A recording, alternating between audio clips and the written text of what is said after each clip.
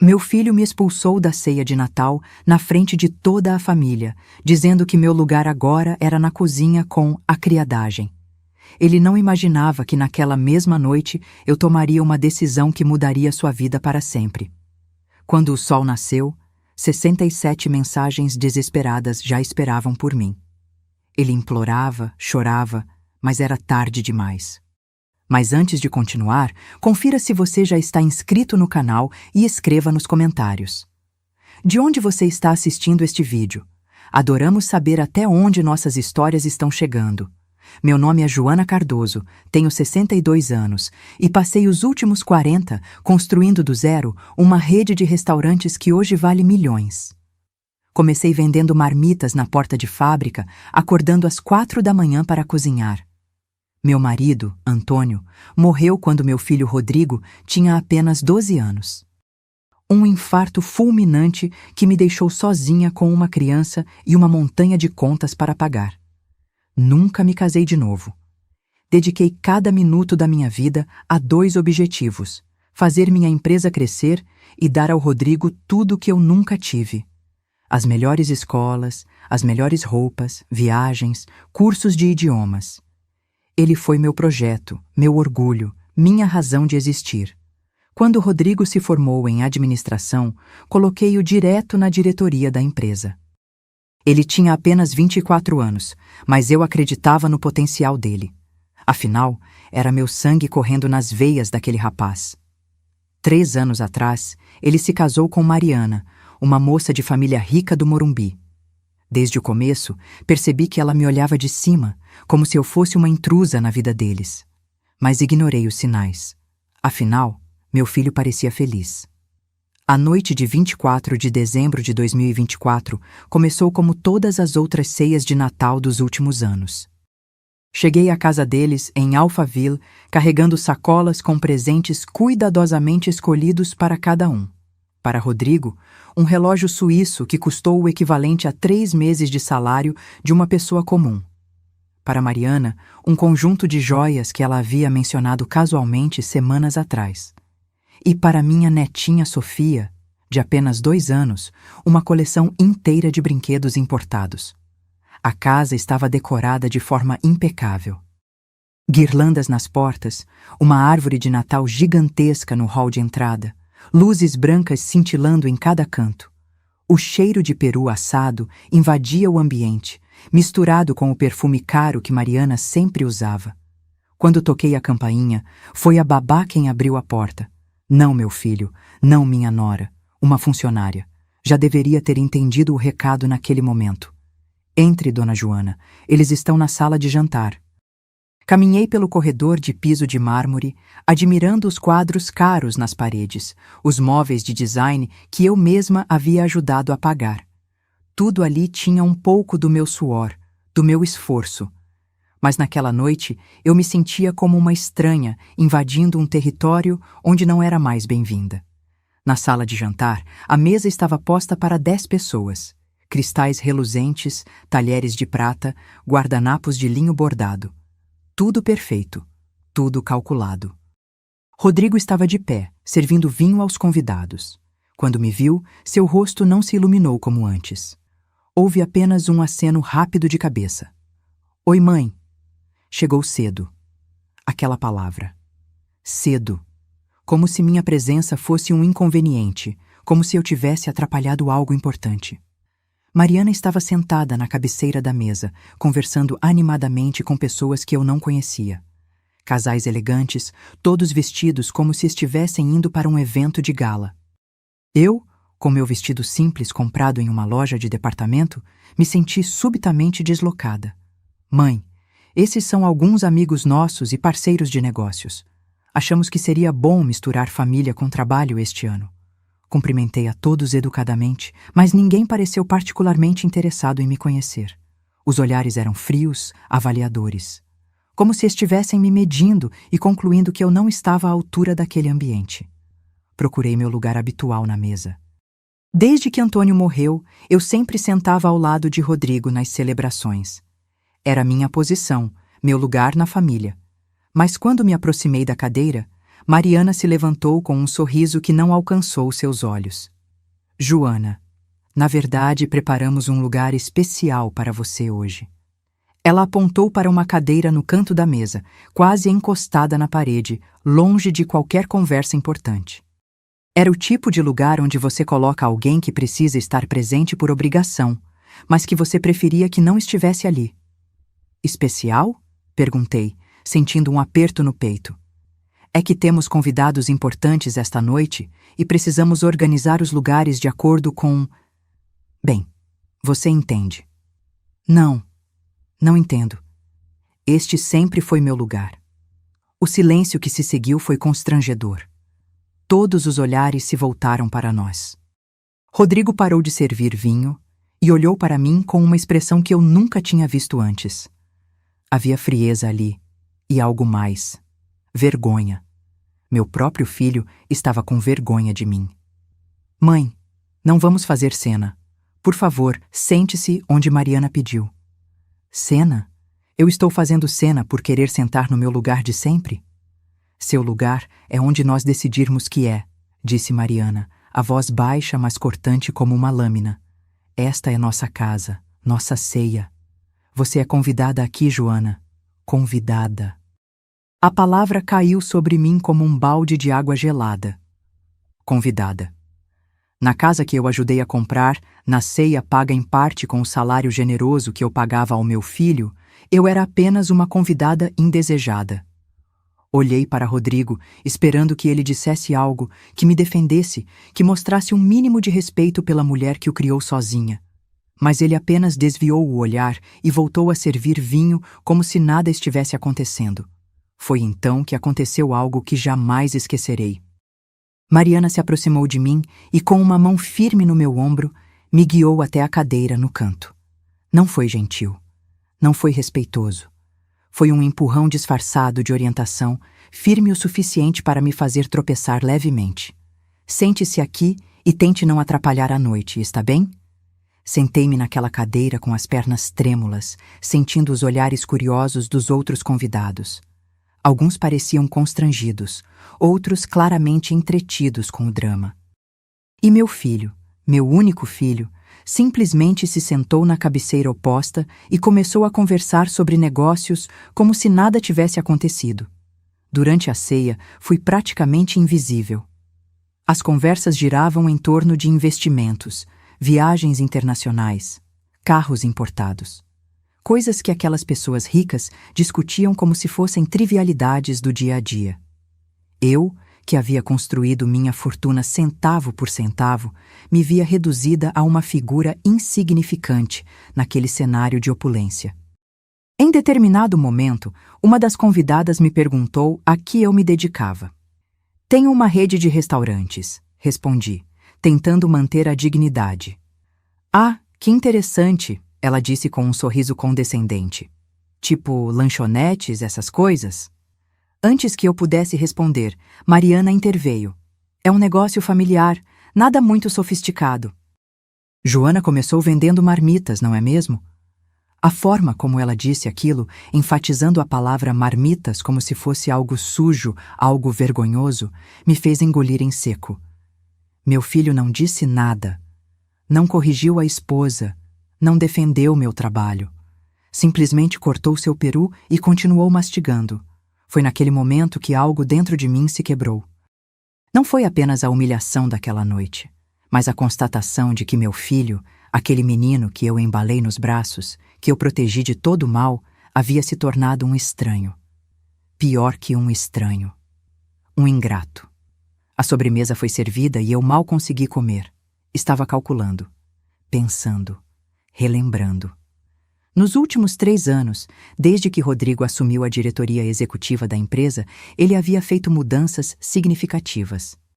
Contratou amigos para cargos importantes, aumentou seu próprio salário 3 vezes, comprou carros da empresa para uso pessoal.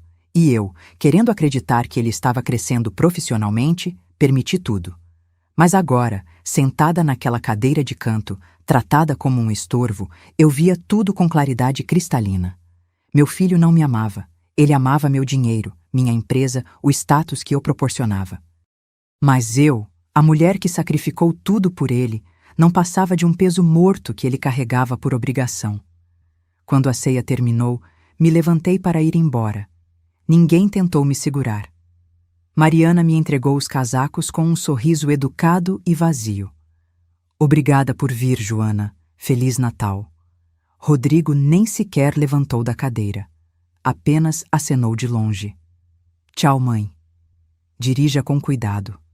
Saí daquela casa sob um céu estrelado de dezembro, sentindo o ar quente da noite paulista. No estacionamento, sentada no meu carro, peguei o celular. Não liguei o motor. Não saí dali. Apenas fiquei parada, olhando para a tela, tomando a decisão mais difícil e, ao mesmo tempo, mais necessária da minha vida. Meu filho havia me mostrado exatamente o quanto eu valia para ele. Agora era hora de mostrar a ele o quanto ele dependia de mim. A primeira ligação que fiz foi para Maurício Teixeira, meu advogado há 25 anos. Ele atendeu no terceiro toque, surpreso com minha ligação em plena véspera de Natal. Joana, tudo bem? Aconteceu algo?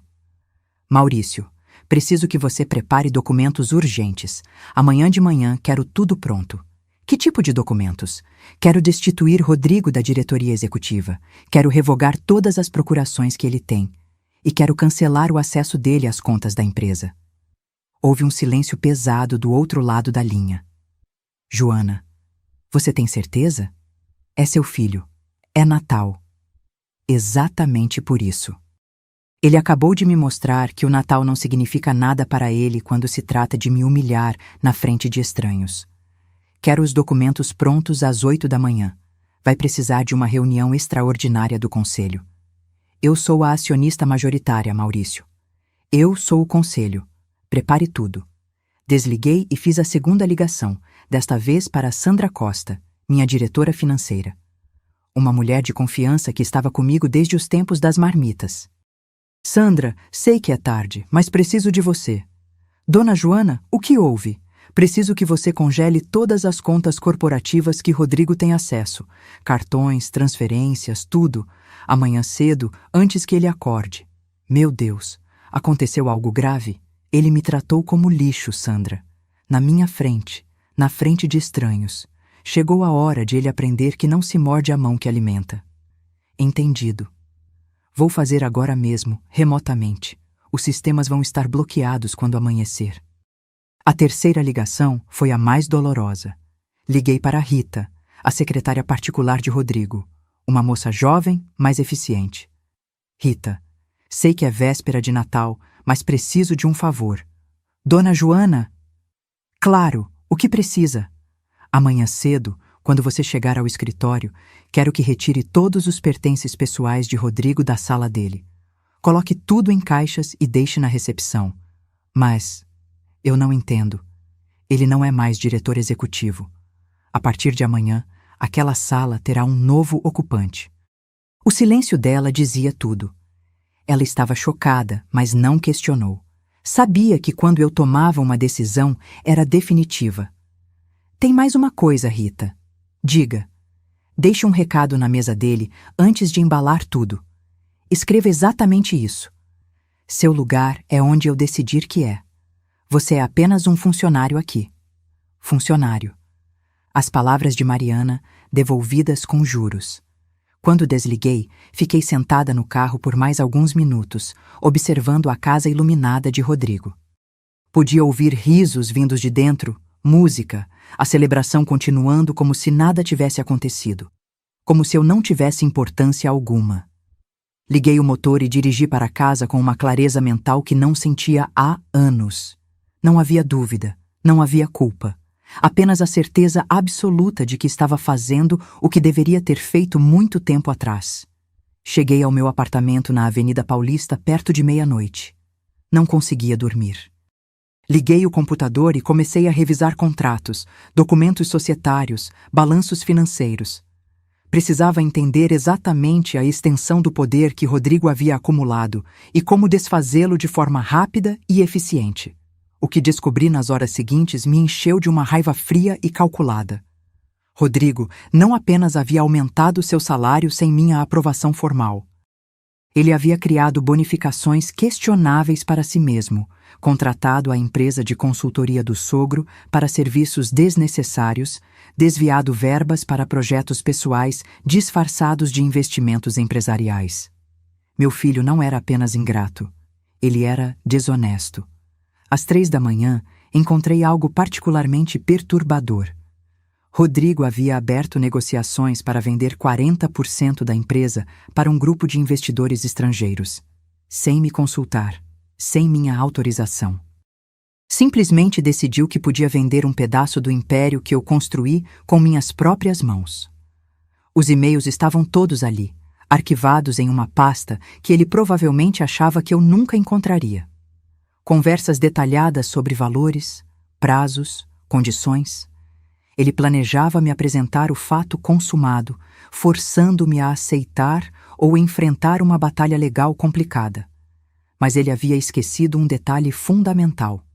Eu ainda era a proprietária de 78% das ações. Sem minha assinatura, aquela venda nunca aconteceria. Imprimi todos os e-mails. Cada um deles seria usado como evidência de quebra de confiança e má gestão. Rodrigo não apenas perderia o cargo. Se necessário, ele responderia judicialmente por suas ações. Às 5 da manhã, recebi uma mensagem de Sandra confirmando que todos os acessos financeiros de Rodrigo haviam sido bloqueados. Cartões corporativos cancelados, procurações bancárias revogadas, acesso aos sistemas da empresa suspenso.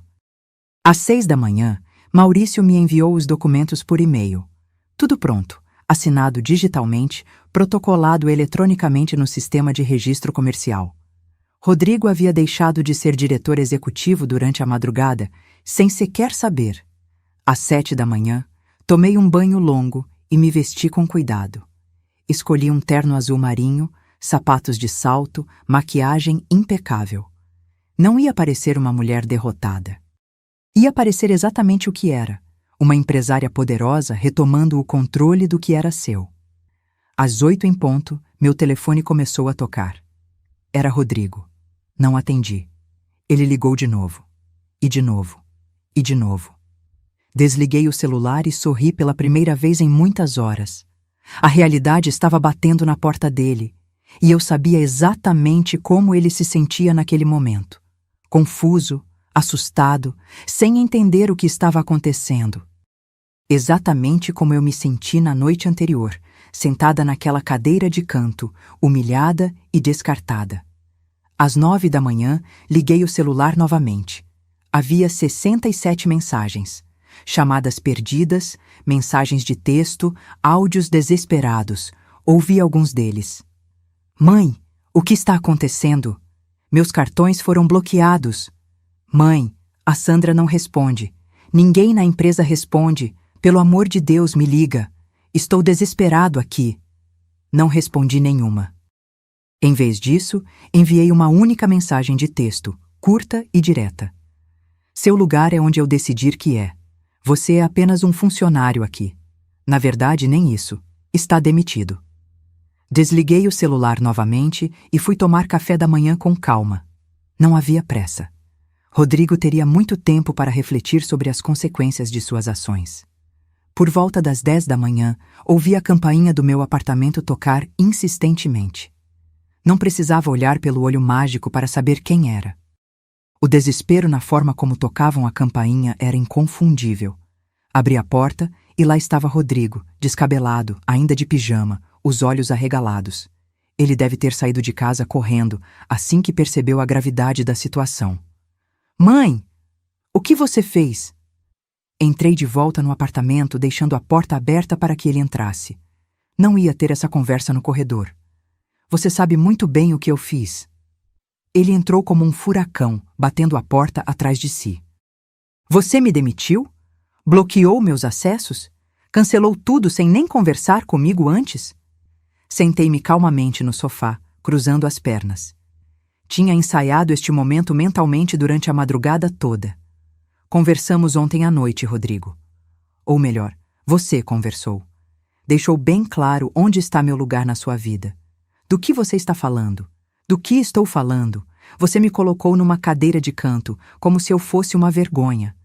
Sua esposa me empurrou. Você não me defendeu, não me respeitou. Me tratou como uma estranha indesejada na frente de pessoas que eu nem conheço. Mãe, foi só uma questão de organização da mesa. Os convidados eram importantes. Mais importantes que sua mãe? Ele abriu a boca, mas não conseguiu responder. A verdade estava ali, crua e dolorosa. Sim, aqueles convidados eram mais importantes para ele do que eu. Eu te dei tudo, Rodrigo. Tudo. Trabalhei feito uma condenada para que você tivesse o que eu nunca tive. E você me pagou com desprezo. Não foi desprezo. Você está exagerando. Levantei-me e fui até meu escritório, voltando com uma pasta cheia de documentos impressos. Joguei-a sobre a mesa de centro com força suficiente para que as folhas se espalhassem. Isso aqui é exagero? Você tentando vender 40% da minha empresa sem minha autorização? Você desviando fundos para projetos pessoais? Você contratando a empresa do seu sogro para consultorias inexistentes? Ele ficou pálido. Como você... Quem te deu acesso a esses arquivos? Eu sou a dona da empresa, Rodrigo. Eu tenho acesso a tudo. Você realmente achou que poderia fazer tudo isso nas minhas costas? Não é assim que funciona. Eu sou o diretor executivo. Era. Passado. Você não é mais nada. Ele se deixou cair no sofá, a realidade finalmente penetrando sua consciência. Passou as mãos pelo rosto, respirando pesadamente. Mãe, você não pode fazer isso. Eu tenho contratos, direitos trabalhistas. Você tem direito a nada. Demissão por justa causa, quebra de confiança, má gestão, tentativa de venda não autorizada de ativos da empresa. Quer que eu continue? Tenho uma lista de pelo menos 15 infrações graves aqui. O silêncio que se seguiu foi ensurdecedor. Rodrigo estava processando a magnitude da situação. Não era apenas perder o emprego, era perder tudo.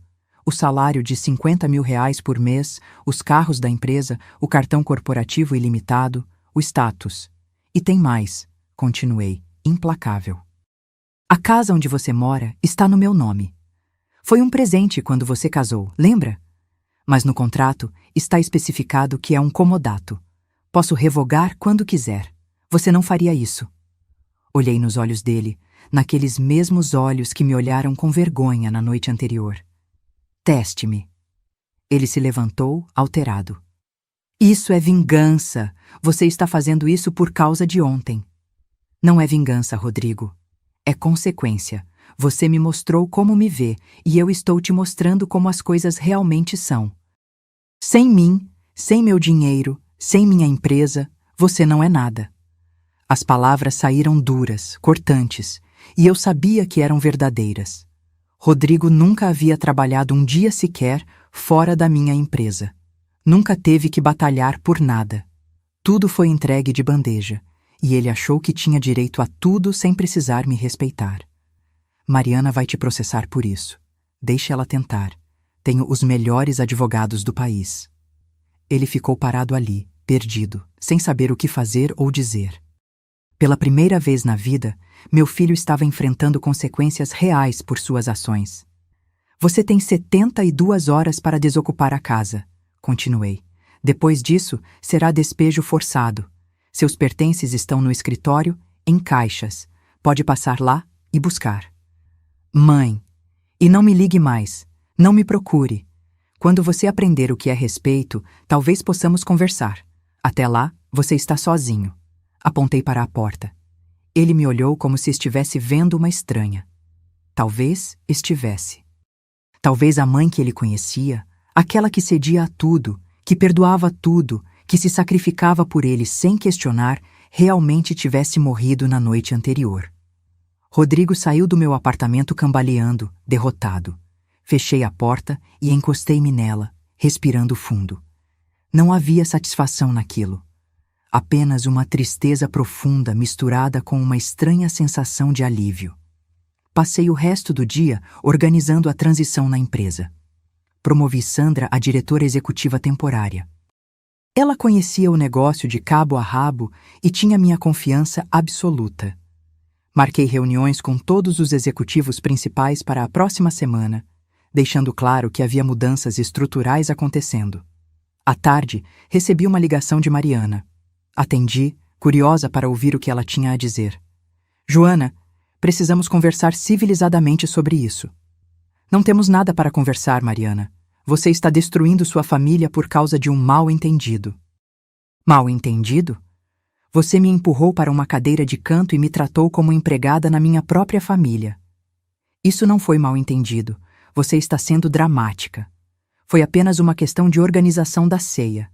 Então você não vai se importar de organizar sua próxima ceia sozinha, já que aparentemente tem tanto talento para isso. Desliguei na cara dela. Não ia desperdiçar energia discutindo com aquela mulher. Nos dias seguintes, Rodrigo tentou de tudo. Ligações, mensagens, e-mails, até mesmo apareceu no meu escritório, sendo impedido pela segurança de entrar. Ele enviou a mãe dele, minha ex-sogra, para tentar me convencer a voltar atrás. Enviei flores de pêsames para ela com um cartão dizendo: "Lamento pela perda de seu neto. Ele se perdeu na ganância." Uma semana depois do Natal, recebi uma intimação judicial. Rodrigo estava me processando por demissão sem justa causa e por remoção indevida do cargo de diretor. Sorri ao ler o documento. Ele realmente achava que podia me vencer na justiça? Entreguei tudo para Maurício, que montou uma defesa brutal. Não apenas refutamos cada alegação, como apresentamos contraprovas de todas as irregularidades que Rodrigo havia cometido.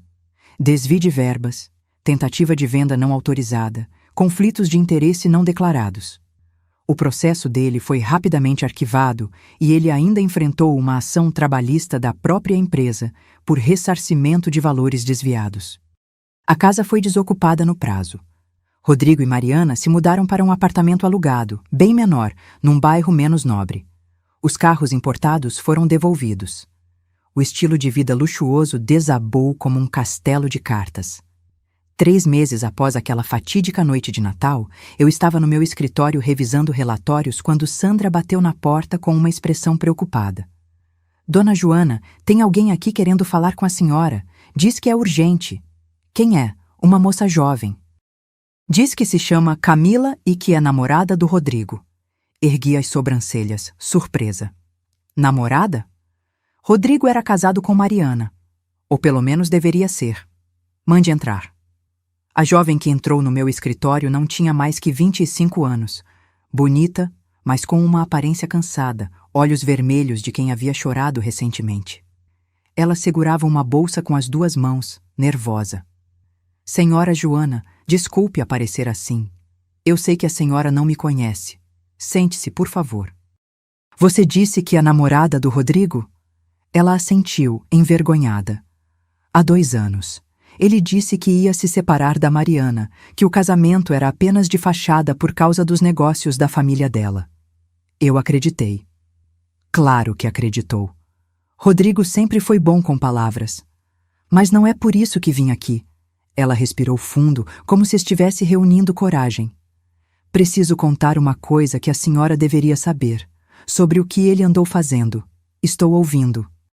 Rodrigo estava planejando tirar a senhora da empresa de qualquer jeito. Ele conversou com advogados sobre como declarar a senhora incapaz mentalmente. Queria interditá-la. Senti um frio na espinha. Meu próprio filho planejando me interditar para tomar controle total da empresa. "Como você sabe disso?" Eu ouvi as conversas. Ele achava que eu estava dormindo, mas eu ouvia tudo. Ele e a Mariana planejaram isso por meses. Iam arrumar laudos médicos falsos, testemunhas, tudo. "Por que você está me contando isso agora?" "Porque ele me usou, me enganou. E quando não precisou mais de mim, me jogou fora como lixo." Ela limpou as lágrimas. "Ele é um monstro, senhora Joana. Um mentiroso, manipulador. A senhora fez bem em se afastar dele. Você tem provas disso que está dizendo?" Ela mexeu na bolsa e tirou um pendrive. Gravei algumas conversas, não todas, mas tenho o suficiente para provar que ele planejava fazer isso. Peguei o pendrive, sentindo uma mistura de raiva e tristeza. Até onde meu filho estava disposto a ir? "Obrigada por me trazer isso, Camila. Você foi corajosa." Ela se levantou para sair, mas antes se virou para mim. A senhora é uma mulher forte, senhora Joana. Não deixe ele te destruir. Ele não merece. Depois que ela saiu, pluguei o pendrive no computador. As gravações eram perturbadoras. Rodrigo conversando com Mariana sobre como me isolar socialmente, como plantar dúvidas sobre minha sanidade mental entre os funcionários, como conseguir médicos que atestassem uma demência precoce inventada. Estava tudo ali. A frieza, o cálculo, a maldade pura. Meu filho não só não me amava, ele me odiava o suficiente para tentar me destruir completamente. Fiz uma cópia de tudo para Maurício e arquivei as originais em um cofre. Se Rodrigo tentasse qualquer movimento contra mim, eu tinha munição suficiente para acabar com ele. Mas o que aquelas gravações me mostraram foi algo muito mais doloroso que qualquer traição financeira. Meu filho era uma pessoa má. Não era só ganância ou egoísmo. Havia uma crueldade ali, uma frieza que me fez questionar tudo o que eu achava que sabia sobre ele. Onde foi que eu errei? Passei noites sem dormir me fazendo essa pergunta. Tinha dado tudo a ele, mas talvez esse fosse o problema. Dei demais, protegi demais, facilitei demais. Rodrigo nunca aprendeu o valor das coisas porque nunca teve que lutar por nada. Um mês depois, recebi uma notícia que me surpreendeu. Mariana havia entrado com pedido de divórcio. Rodrigo, sem dinheiro e sem perspectivas, não era mais interessante para ela. Como ratos fugindo do navio que afunda, ela saltou antes que a situação piorasse. O divórcio foi rápido. Sem filhos, sem bens conjuntos reais, foi apenas uma questão de assinar papéis. Mariana ficou com o pouco que havia, e Rodrigo ficou com dívidas. Ele tentou me procurar de novo, desta vez mais humilde, pedindo ajuda. Mandei a resposta através de Maurício. Não havia ajuda vindo de mim. Ele havia feito sua cama, agora teria que deitar nela. Soube por terceiros que ele conseguiu um emprego em uma empresa de médio porte, ganhando 1/10 do que ganhava antes. Morava em um apartamento pequeno, andava de transporte público, comia em restaurantes baratos. A vida que ele tanto desprezava em mim, a vida de batalha e esforço, agora era a dele. Não senti pena. Senti apenas uma tristeza profunda por ter perdido meu filho para a ganância e a maldade. 6 meses após o Natal fatídico, estava em uma reunião importante quando minha secretária entrou apressada. Dona Joana, desculpe interromper. Tem uma emergência. Meu coração disparou. Emergências nunca eram boas notícias. O que aconteceu? É sobre seu neto. Meu neto? Fiquei confusa por um segundo. Rodrigo não tinha filhos. Não, a neta. Sofia. A filha do Rodrigo com a primeira esposa dele. Primeira esposa? Levei um momento para processar. Rodrigo havia sido casado antes de Mariana? Por que eu nunca soube disso? Ela está no hospital. Acidente de carro. A mãe dela morreu. O hospital está tentando localizar familiares. Meu mundo parou. Eu tinha uma neta e nunca soube? Como isso era possível? Cancelei a reunião imediatamente e fui direto para o hospital. Lá, descobri a verdade completa. Rodrigo se casou aos 20 anos com uma moça chamada Júlia.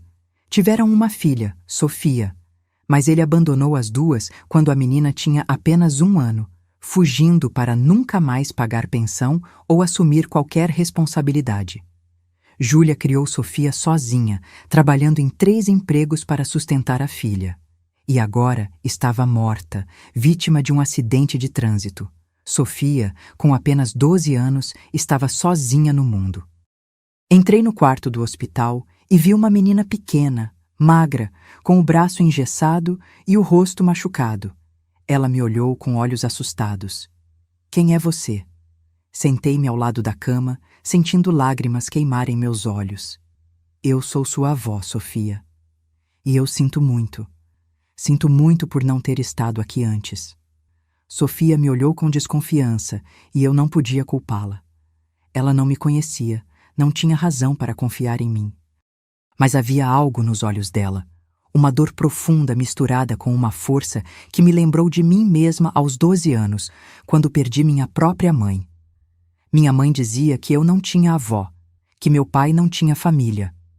Sentei-me na cadeira ao lado da cama hospitalar, escolhendo as palavras com cuidado.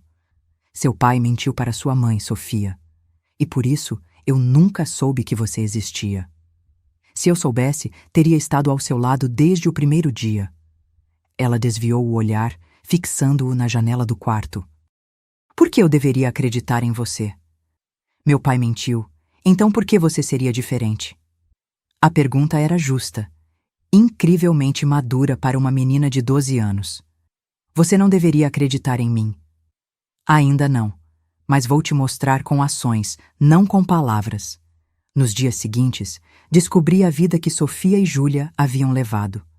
Um apartamento minúsculo numa periferia distante, Júlia trabalhando como faxineira durante o dia e garçonete à noite. Sofia estudando em escola pública, usando uniformes remendados, comendo o que a mãe conseguia colocar na mesa. Enquanto isso, Rodrigo morava em mansões, dirigia carros importados e jantava em restaurantes caros, sabendo que tinha uma filha passando necessidade em algum lugar da cidade. A raiva que senti foi diferente da que senti na noite de Natal. Esta era mais profunda, mais visceral. Meu filho não era apenas ingrato comigo. Ele era um monstro que havia abandonado uma criança inocente. Cuidei de todos os custos hospitalares de Sofia. Providenciei o funeral de Júlia, dando a ela a dignidade que merecia. E quando Sofia recebeu alta, levei-a para minha casa. Você vai morar comigo agora, disse-lhe quando chegamos ao apartamento. Este é seu lar. Ela olhou ao redor, os olhos arregalados. O apartamento era enorme comparado ao que ela estava acostumada. 3 quartos, sala ampla, vista para a Avenida Paulista. Escolhi o melhor quarto para ela, aquele que sempre imaginei que seria do meu neto quando ele viesse me visitar. Decorei-o com móveis novos, escolhidos pensando em uma menina de 12 anos. Escrivaninha para estudar, estante para livros, cama confortável. Por que está fazendo isso? Sofia me perguntou na primeira noite, sentada na ponta da cama nova. Porque você é minha neta, e porque eu falhei em te proteger quando você mais precisava. Mas você não sabia que eu existia. E isso me mata por dentro, Sofia. Cada dia que você viveu sem o apoio que merecia, cada dificuldade que sua mãe enfrentou sozinha, tudo isso aconteceu porque eu não fui atrás da verdade. Eu acreditei no meu filho cegamente.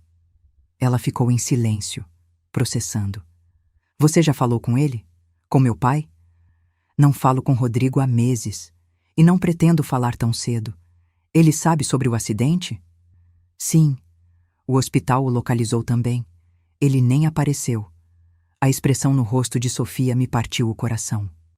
Não era surpresa, era confirmação. Ela já sabia que o pai não se importava. Nos meses seguintes, Sofia e eu construímos uma rotação. Foi difícil no começo. Ela era uma criança traumatizada, carregando não apenas a dor recente da perda da mãe, mas anos de abandono paterno. Tinha problemas de confiança, explosões de raiva, pesadelos. Paguei pela melhor terapia disponível.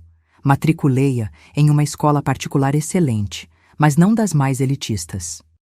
Queria que ela tivesse educação de qualidade, sem perder contato com a realidade. Aos poucos, Sofia começou a se abrir.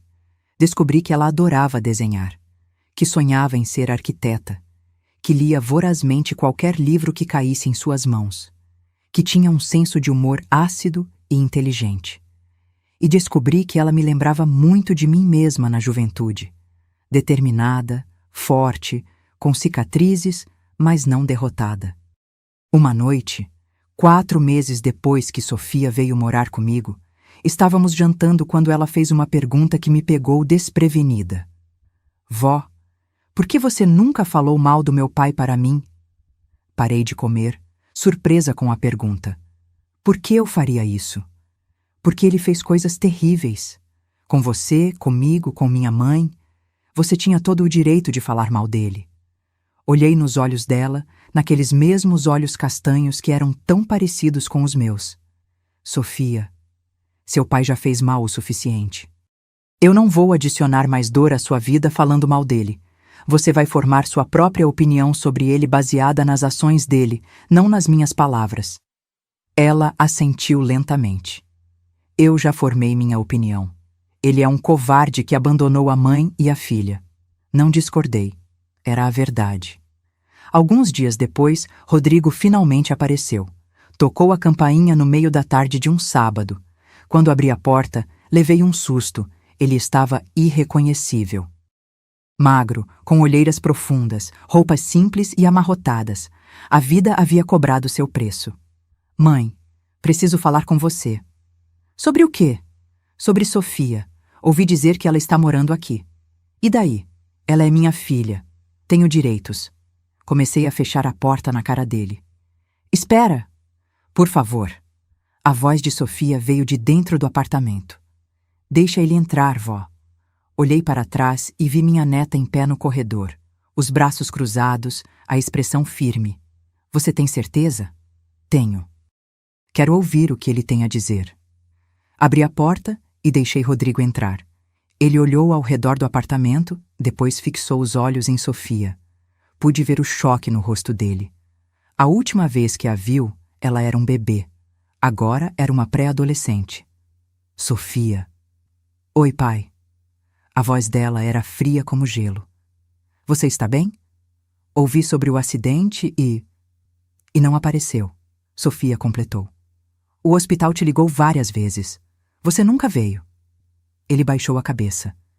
Eu estava passando por dificuldades.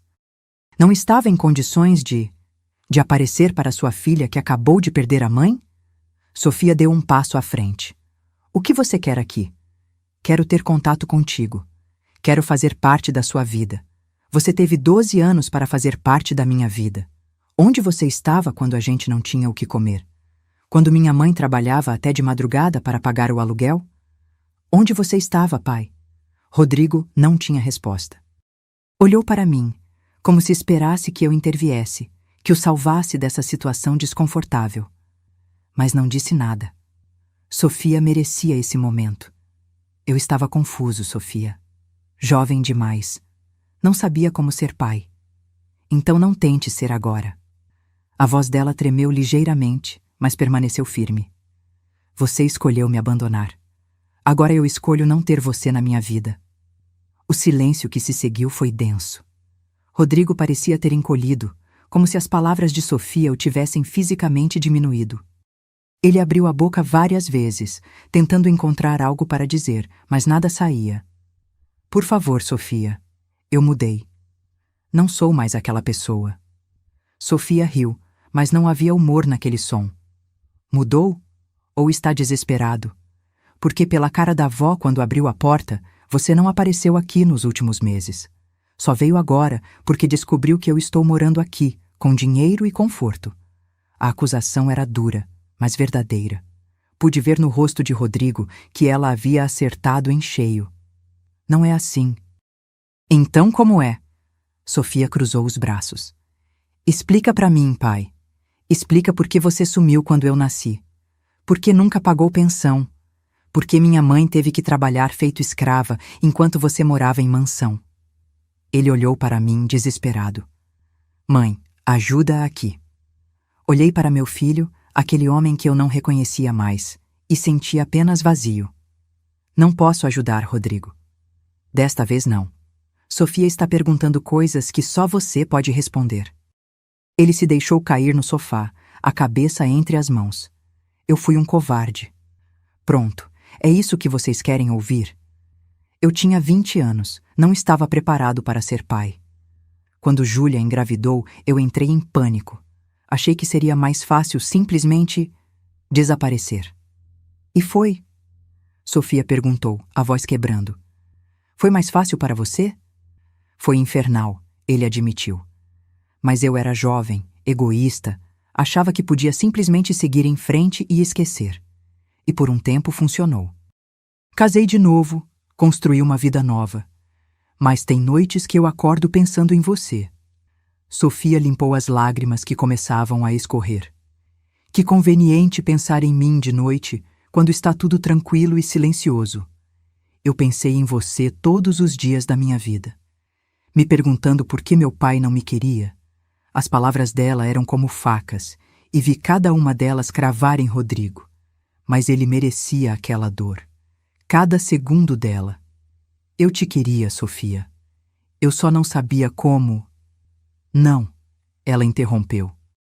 Você não me queria o suficiente, porque quando você quer alguém o suficiente, você dá um jeito. Minha mãe me queria. A avó me quer. Você só quer não se sentir mal consigo mesmo. O silêncio voltou. Rodrigo estava destruído, e parte de mim sentiu uma pontada de compaixão.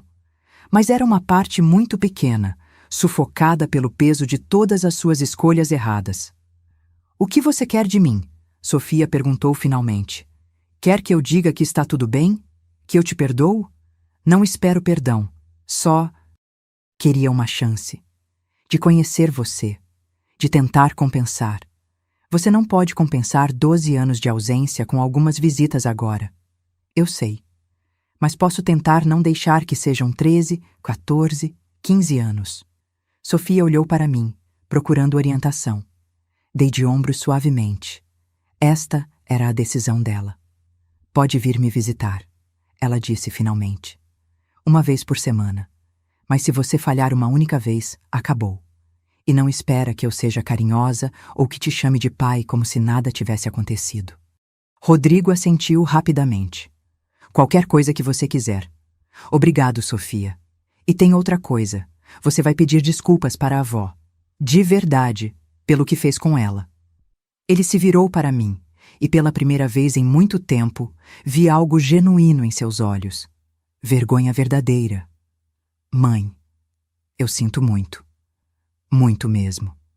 Pelo que fiz com você no Natal. Por tudo. Eu não tenho desculpas. Não tem, concordei. Mas agradeço o pedido de desculpas. Nos meses seguintes, Rodrigo cumpriu o que prometeu. Vinha visitar Sofia toda semana, sempre no mesmo dia e horário. No começo, as visitas eram tensas, cheias de silêncios desconfortáveis. Mas aos poucos, Sofia começou a se abrir um pouco. Não era perdão. Não ainda. Mas era um começo. Enquanto isso, minha vida tomava novos rumos. A empresa estava mais forte do que nunca sob minha liderança direta. Tomei decisões que havia adiado por anos, modernizei processos, investi em tecnologia. E Sofia se tornou minha companheira constante. Levava-a comigo para reuniões quando possível, mostrava a ela como os negócios funcionavam. Ela absorvia tudo com uma curiosidade voraz. Um dia ela me perguntou: Vó, você acha que eu poderia trabalhar na empresa quando crescer? Sorri, sentindo meu coração aquecer. Você pode fazer qualquer coisa que quiser, Sofia. Mas se escolher trabalhar aqui, vai começar de baixo, como todo mundo. Vai aprender o valor de cada centavo. Igual você fez com meu pai? Exatamente. Ela pensou por um momento. Ele não aprendeu, né? Não, ele não aprendeu. Porque eu dei tudo a ele sem fazê-lo trabalhar por nada. Não vou cometer o mesmo erro com você. Bom, ela disse, sorrindo, porque eu quero merecer o que eu conquistar. E naquele momento, soube que Sofia seria tudo o que Rodrigo deveria ter sido. 1 ano após o acidente que mudou tudo, estávamos Sofia e eu preparando um pequeno jantar. Era o aniversário de 13 anos dela, e eu havia perguntado como ela queria comemorar. Quero algo pequeno, ela disse. Só eu, você e talvez algumas amigas da escola. E seu pai? Ela hesitou. Se você não se importar, prefiro que seja só nós desta vez. Não me importo nem um pouco. A festa foi simples, mas alegre. Sofia ria com as amigas, soprava velas, abria presentes. Olhando para ela, era difícil acreditar que há 1 ano era uma criança órfã, machucada e sozinha em um leito de hospital. Depois que as amigas foram embora, estávamos Sofia e eu limpando quando ela me abraçou de repente. Obrigada, vó, por tudo. Abracei-a de volta, sentindo os olhos marejarem. Não tem que agradecer, querida. Você é minha neta. É onde você deveria estar. Sabe o que é engraçado? Ela se afastou, olhando para mim.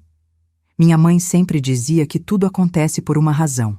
Eu nunca acreditei muito nisso. Mas agora? O quê? Agora eu penso que talvez ela estivesse certa. Porque se você não tivesse brigado com meu pai, ele nunca teria perdido tudo. Se ele não tivesse perdido tudo, talvez você nunca tivesse me encontrado.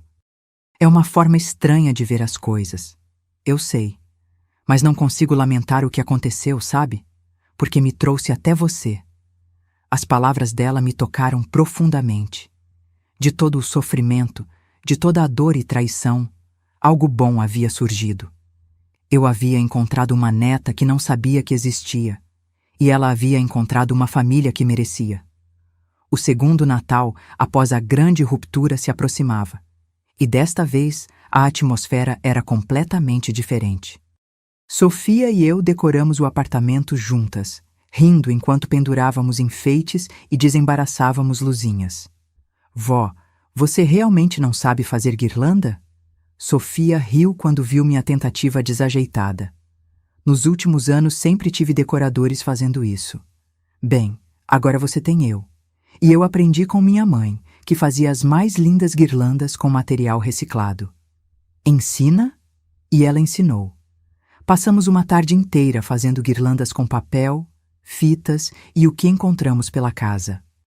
Não ficaram perfeitas, mas eram nossas. Rodrigo ligou alguns dias antes do Natal. Mãe, posso conversar com você e Sofia? Sobre o quê? Sobre o Natal. Eu queria saber se eu poderia passar o dia com vocês.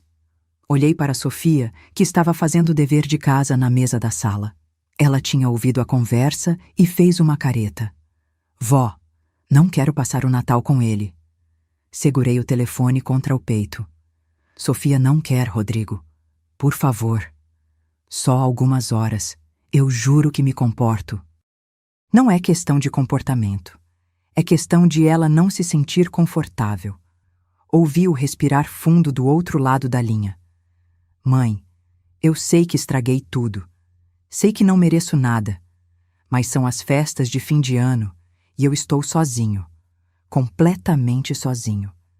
Parte de mim queria dizer que ele mereceu essa solidão, que havia construído sua própria prisão.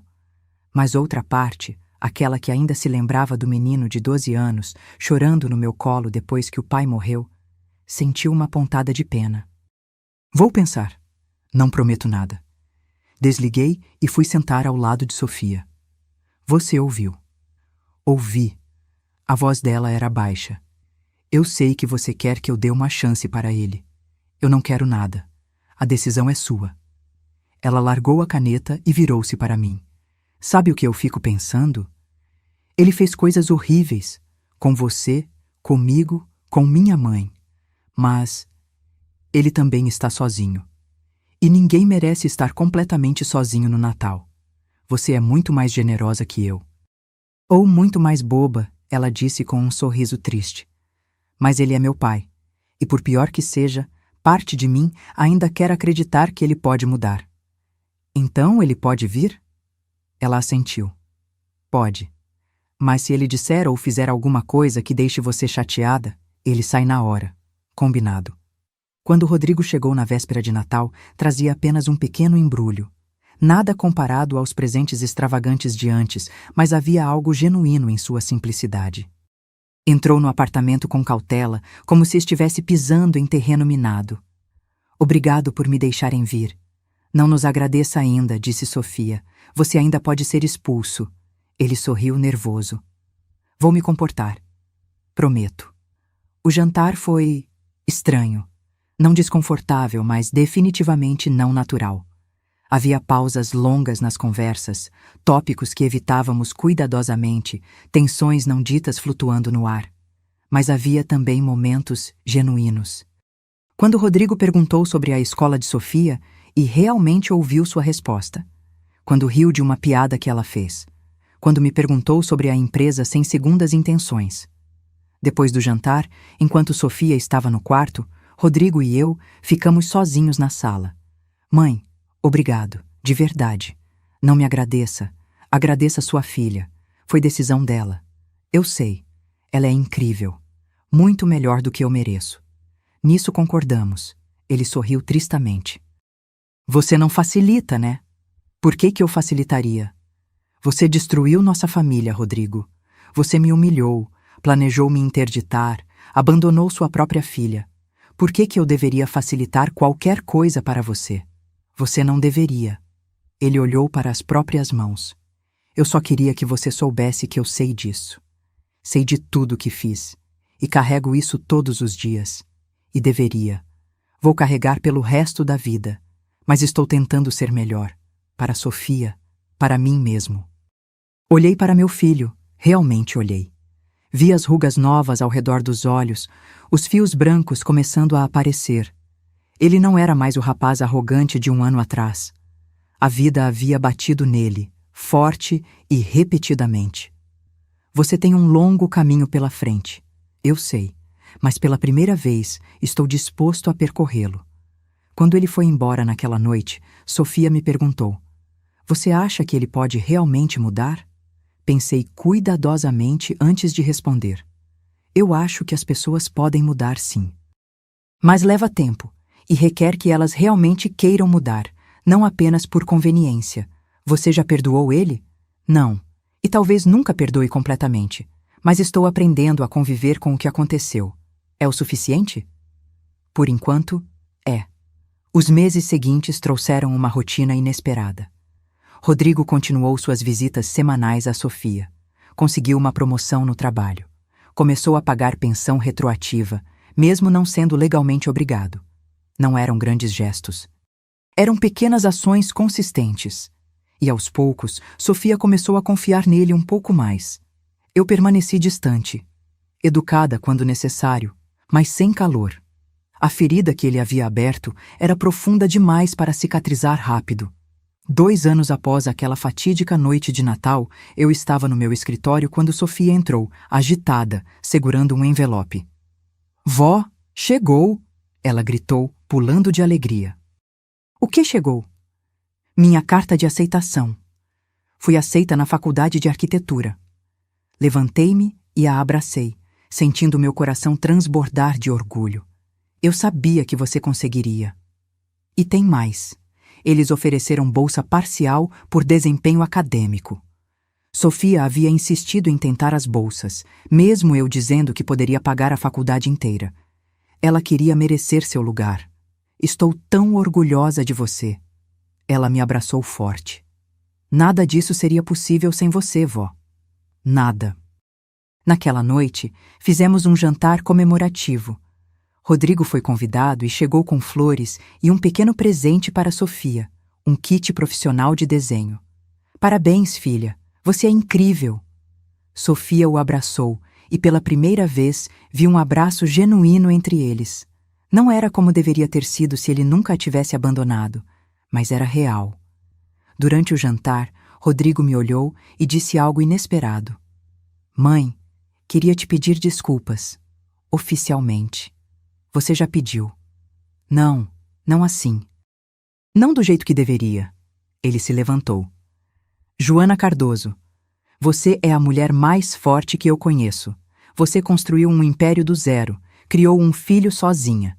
E quando esse filho te traiu da pior forma possível, você teve coragem de fazer o que era necessário. Rodrigo, deixa eu terminar. Ele respirou fundo. Eu passei 2 anos pensando que você havia sido cruel comigo, que tinha destruído minha vida por vingança. Mas você não destruiu nada. Apenas parou de sustentar o castelo de mentiras que eu havia construído. O silêncio na sala era absoluto.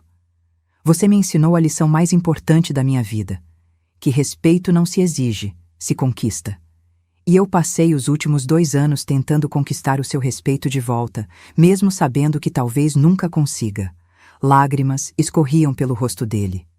Obrigado por ter me mostrado quem eu realmente era e por ter me dado a chance de me tornar alguém melhor.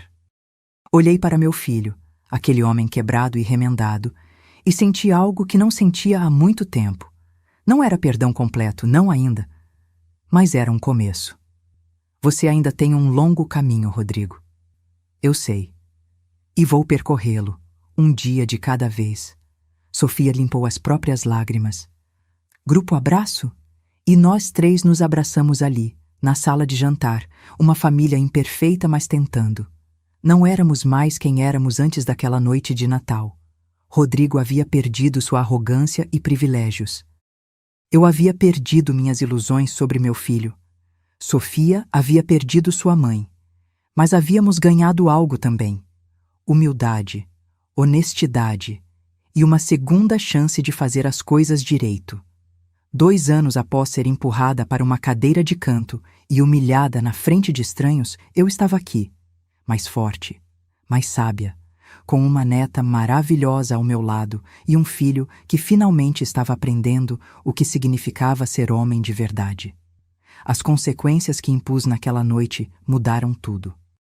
Destruíram o que era falso e permitiram que algo verdadeiro crescesse em seu lugar. Sofia começou a faculdade e se destacou desde o primeiro semestre. Rodrigo continuou trabalhando duro, subindo devagar, mas consistentemente. E eu aprendi que amor verdadeiro às vezes significa ser dura. Significa permitir que as pessoas enfrentem as consequências de suas ações, mesmo quando dói. No terceiro Natal após o incidente, tivemos nossa primeira ceia realmente tranquila. Pequena, apenas nós 3, mas preenchida com amor genuíno. Quando levantei minha taça para um brinde, olhei para aqueles 2 rostos ao meu redor e senti gratidão. Há novos começos, disse. Há novos começos, eles repetiram. E enquanto brindávamos, percebi que aquela noite terrível de 3 anos atrás, por mais dolorosa que fosse, havia sido necessária. Foi o fundo do poço que permitiu a reconstrução. Rodrigo nunca mais seria o filho perfeito que imaginei. Mas estava se tornando um homem decente, e isso valia mais. Sofia nunca teria sua mãe de volta, mas tinha uma avó que a amava incondicionalmente. E eu nunca esqueceria a humilhação daquela noite, mas aprendi que ser forte não é nunca cair. É levantar, sacudir a poeira e fazer o que precisa ser feito. Às vezes, o maior presente que podemos dar a alguém que amamos é deixar que enfrentem as consequências de suas escolhas, porque é assim que crescemos, é assim que aprendemos. É assim que nos tornamos quem devemos ser. E no final, 3 anos depois, olhando para minha família imperfeita mas real, eu não mudaria nada do que fiz naquela madrugada de Natal. Porque cada decisão difícil me trouxe até aqui, até este momento de paz genuína. Agora, se você gostou dessa história, clica em se inscrever e me diz nos comentários qual parte te deixou de queixo caído. Ah, e não esqueça de se tornar membro para ter acesso a vídeos exclusivos que não posto aqui. Te espero lá.